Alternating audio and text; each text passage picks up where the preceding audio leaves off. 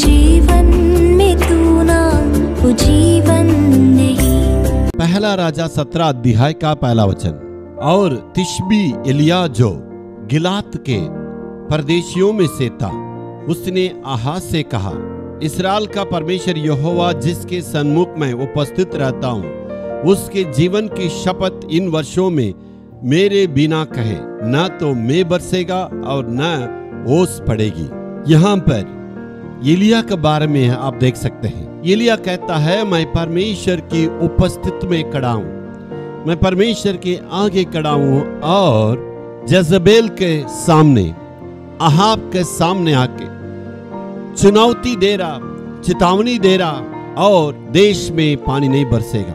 इसका कारण था अहाब का पत्नी यज़बेल, वो परमेश्वर से दूर रहने वाली थी, अन्य जाति थी और सारे लोगों को मूर्ति पूजा में गुलाम के रूप में रखी थी।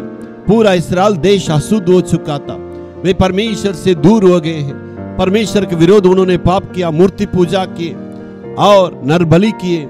इस प्रकार देश अशुद्ध हो चुका है, लोग परमेश्वर से दूर हो गए हैं। उस वक्त आके कहता है, मैं परमेश्वर के सन्मुख से कहता हूं, मेरे कहे बिना पानी नहीं आएगा। जी हाँ, उस एलिया जैसे कहा था वैसे उस देश में पानी नहीं हुआ, कटनी नहीं हुआ, देश अकाल में आ गया, देश कंगाल में हो गया, देश जो है बहुत ही दयनीय स्थिति में आ गया है। और आपको मालूम है, आगाब इतना कठोर व्यक्ति है, जज़बेल इतना दुष्ट है, सारे लोगों को मुआ सकती है, मारने वाली थी, इतने परमेश्वर के लोगों को विरोध में रहने वाली है। उसके सामने वो हिम्मत से कहता है, मेरे कहे बिना देश में पानी नहीं होगा। यहाँ पर एलिया कहता है, परमेश्वर की उपस्थिति में मैं खड़ा हूँ। आपको मालूम है मेरे प्रियो, एलिया प्रार्थना का शूरवीर था, दिन रात परमेश्वर से प्रार्थना करने वाला था, परमेश्वर से डरने वाला था, परमेश्वर की वाणी को सुनने वाला था, इसलिए इतना हिम्मत से वो कर सका।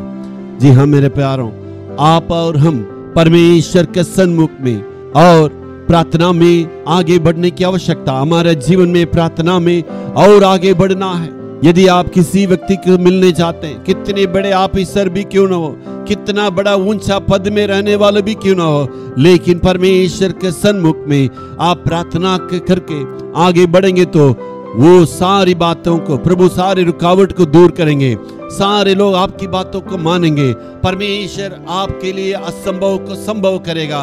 प्रभु आपका जीवन के आपके द्वारा बहुत बड़े बड़े चमत्कार करेंगे और देश में आशीष आएगा। Hallelujah, hallelujah.